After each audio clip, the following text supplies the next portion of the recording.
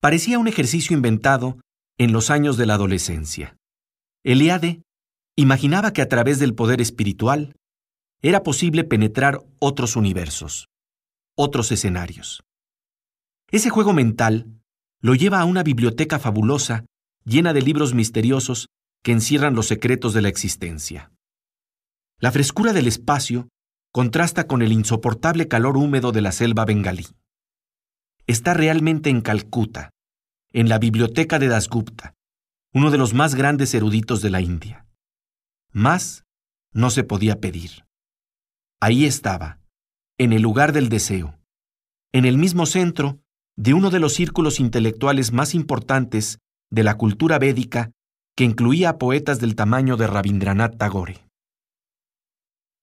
La biblioteca de Dasgupta ocupa varios cuartos del primer piso de su casa.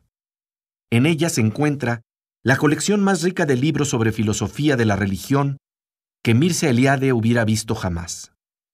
Los estantes están repletos de textos en francés, en inglés, en italiano. Las letras en sánscrito son una invitación para develar los paisajes más ocultos de lo sagrado. Ahí están los libros y ahí está un maestro clave para descifrarlos. Dasgupta orienta a Eliade en sus estudios de sánscrito. Desde la mañana hasta la noche, el joven de 23 años se dedica alternativamente al estudio del laberinto de esa gramática y a la investigación de la filosofía de la India. Eliade es el único europeo que asiste a las clases de Dasgupta en la Universidad de Calcuta. Es tal su dedicación, su avance, que casi un año después, Dasgupta lo invita a quedarse a vivir en casa. Eliade deja atrás la modesta residencia para extranjeros y entra de lleno a la cultura de la India. En el segundo piso, arriba de la biblioteca, al lado de la entrada de la casa de Dasgupta, se encuentra el cuarto que le han asignado. Eliade utiliza su diario como una cámara fotográfica que retrata todos los rincones, captura negativos que revelará y retocará más tarde. No lo dice, pero se asoma un tono sepia con ligeros tintes de color en esas estampas donde dibuja desde la estancia con sus macetas de plantas lujuriosas hasta la terraza de la azotea flanqueada por 2 enormes palmeras. Eliade escribe su diario y escribe 2 novelas. Aprende bengalí, traduce versos del sánscrito.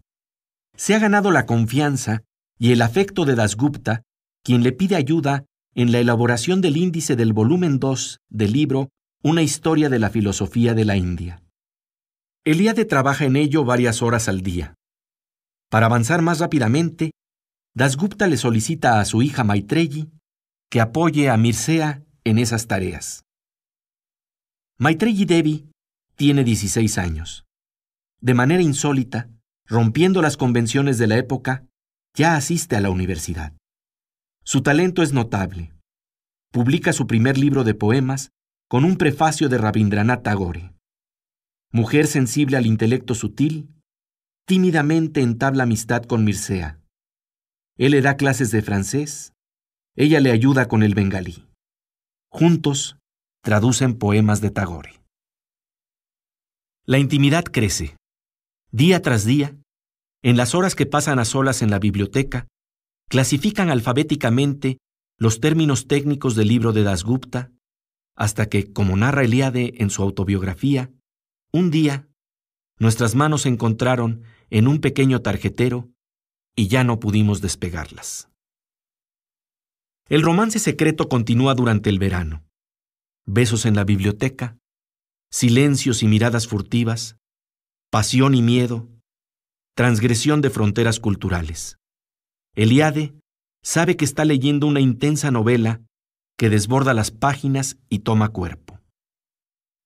El drama se desarrolla paso a paso hasta que ocurre lo temido. En la medianoche del 18 de septiembre de 1929, Mircea descansa en su habitación. Tal vez piensa en medio de la oscuridad que lo que vive tendrá incluso más fuerza cuando se convierta en memoria, en literatura. Apenas está cerrando los ojos cuando escucha un breve sonido serpenteante y murmullos apagados. Por debajo de la puerta se escurre una nota de Maitreyi. Los han descubierto.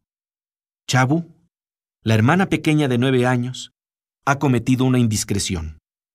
Alarmados, los padres obligan a confesar a Maitreyi. Las horas insomnes transcurren lentas e irremediables.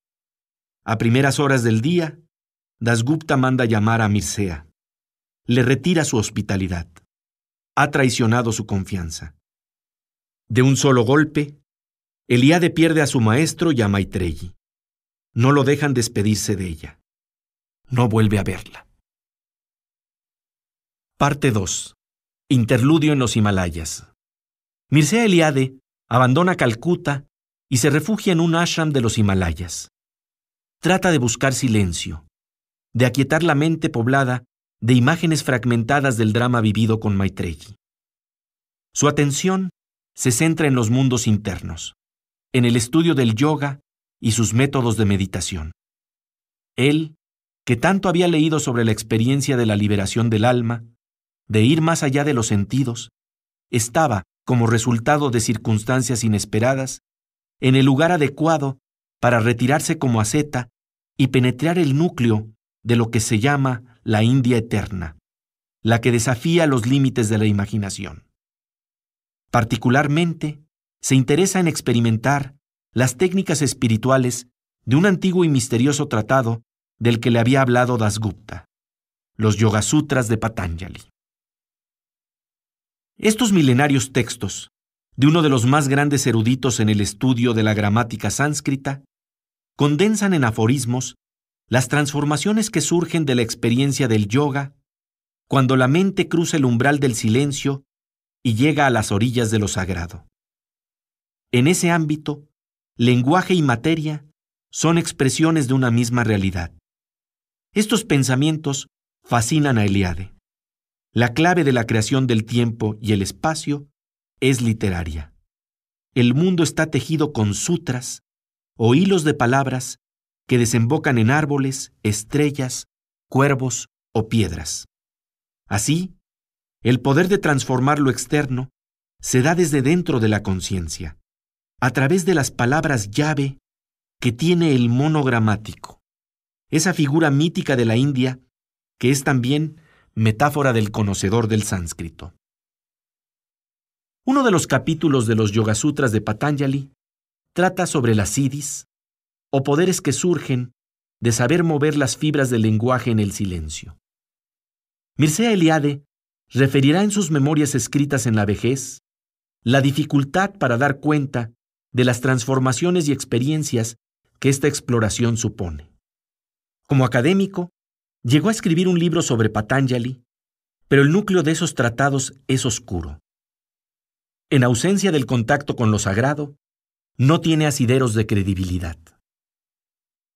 Patanjali dice que quien se establece en samadhi, en el silencio absoluto, puede desarrollar poderes considerados supranormales: levitación, conocimiento del pasado y el futuro, entender todos los sonidos, desde los que profieren los animales hasta los de las diferentes lenguas, conocimiento de los espacios estelares, control del hambre y la sed, visión de seres celestiales, escuchar y mirar desde distancias imposibles, entrar al cuerpo de otra persona, caminar sobre las aguas, volverse invisible, liberarse de la ignorancia de la naturaleza del mundo, conocer la unidad fundamental de la existencia.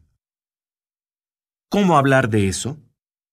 ¿Cuál fue la naturaleza de la búsqueda que Mircea consideró real y posible en su estancia en los Himalayas? En su autobiografía escrita casi al final de sus días, da un indicio. Más que una descripción científica exacta, se requiere de la precisión que da la libertad artística. Apunta el nombre de una novela que escribió en 1939, El secreto del Dr. Honigberger, donde se puede encontrar lo que no se atrevió a contar de otra forma. En esa narración aparece una casa situada en Bucarest con una impresionante biblioteca llena de libros de medicina, historia, religión, viajes y ocultismo. El personaje que inspecciona esos materiales se interesa especialmente en la sección dedicada al hinduismo, ya que había vivido en las montañas de los Himalayas, a las que recordaba como un paraíso perdido.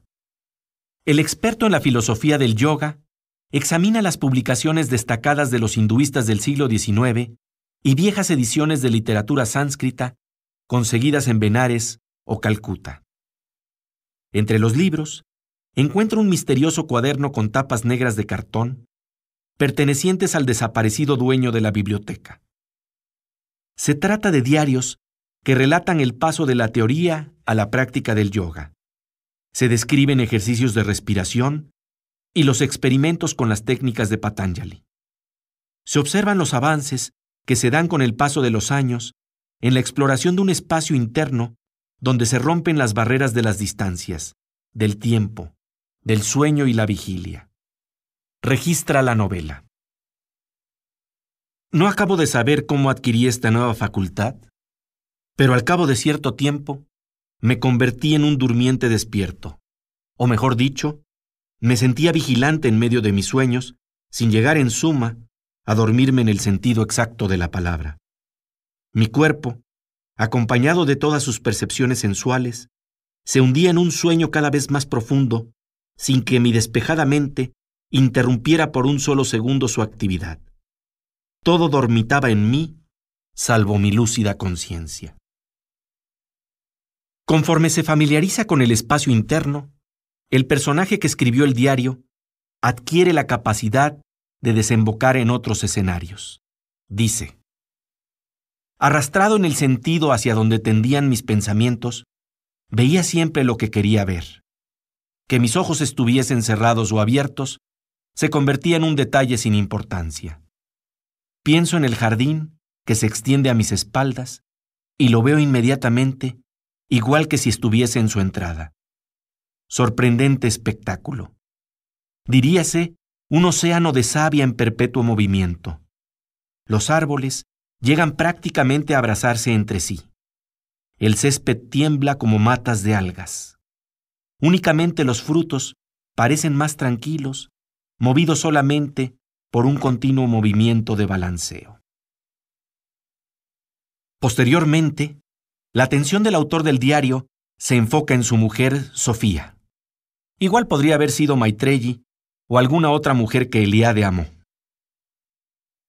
Pienso en Sofía y la veo en el mayor de los 2 lechos de nuestra habitación. Duerme. En torno a su cabeza, planea y palpita un aura de un color violeta oscuro. Su cuerpo parece transmutarse literalmente, hasta tal punto son numerosas las ondas rizadas que surgen de él para desvanecerse después en la nada, tan pronto como se desprenden sus miembros. Contemplo a mi mujer largo tiempo, con gran intensidad, atento a esclarecer qué es lo que se manifiesta de este modo.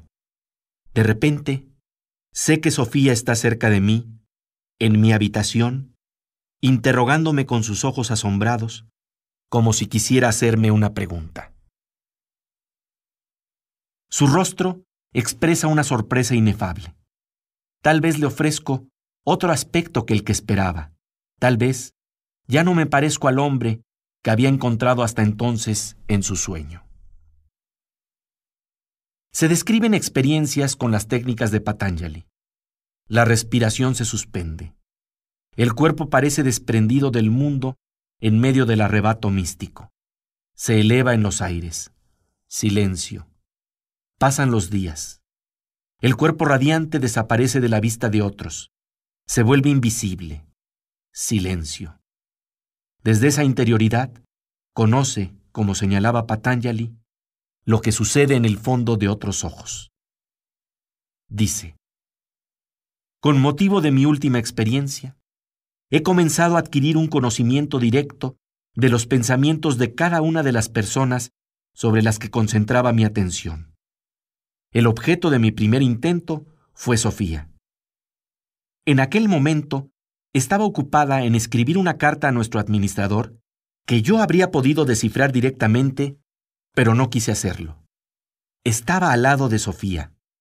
Podía captar, con absoluta naturalidad, todos sus pensamientos, y no solo los que expresaba a través de la escritura, como si los oyese de su propia boca.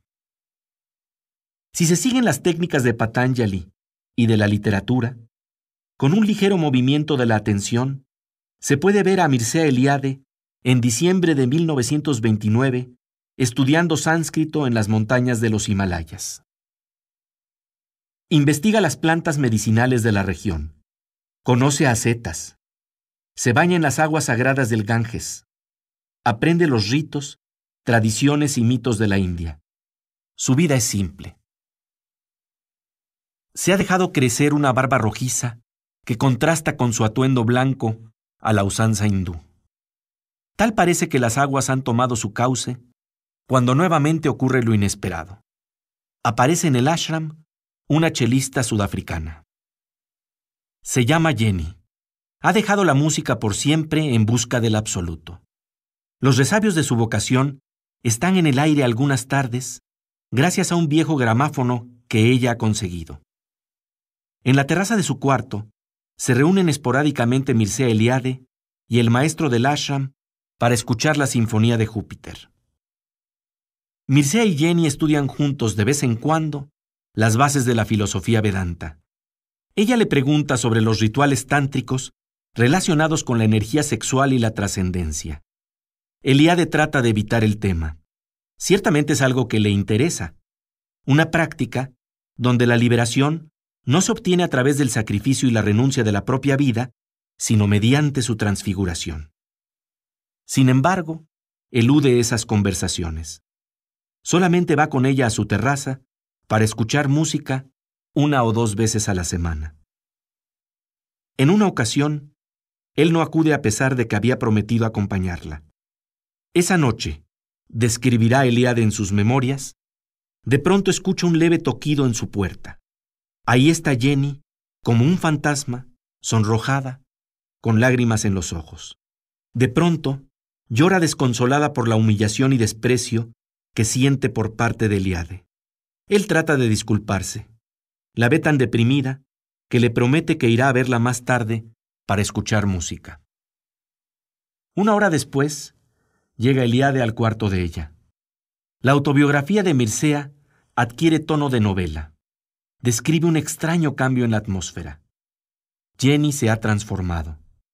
Su presencia es distinta a la de la mujer nostálgica y tímida que tanto le aburría. El aire es ritual. Eliade sospecha de una ceremonia tántrica. Hay temor y curiosidad al mismo tiempo. Sabe que esas prácticas son prohibidas sin la supervisión de un maestro. De nuevo lo llama el laberinto. Temer a la tentación sería humillante por el resto de mi vida, escribe el autor rumano. Eliade elige nuevamente la ruptura de límites. Noche tras noche, según narra en su autobiografía, hacía el amor hasta 1 hora antes del amanecer. La preservación del autocontrol le hace comprender por qué ciertos yogis hablan de la transmutación, de la inmortalidad del cuerpo. Aunque duerme solo 2 o 3 horas, no siente cansancio alguno. Trabaja mejor que nunca. Pasan 3 meses. Una mañana, al regresar a su cabaña después de las aventuras nocturnas, Eliade se encuentra con una asceta que lo espera en la puerta. Al mismo tiempo, se puede ver a un hombre viejo que escribe sus memorias y elige y descarta palabras para narrar la escena con cierta malicia literaria. Habla el ermitaño. Sé dónde has estado. Eliade el joven lo mira sorprendido. ¿De verdad tienes la suficiente energía para seguir en este camino? La gente hoy en día es impura y débil. Pronto vas a sentir una fuerte fiebre en la coronilla. Entonces, sabrás que ya no te quedará mucho tiempo. Es mejor que te detengas antes de que eso suceda. ¿Y si encuentro un maestro que me guíe?, pregunta Eliade. Ya tienes un maestro, le responde la asceta con una sonrisa, al tiempo que lo saluda con las palmas juntas a la altura del rostro. Un viejo también sonríe con el giro irónico de la imagen dibujada con palabras. Eliad entiende que se cierra un capítulo de su vida. Se despide del ashram, del sueño de ser yogi. Viaja por la India, recaba materiales para su tesis doctoral. Después de unos meses, parte de regreso a Rumania.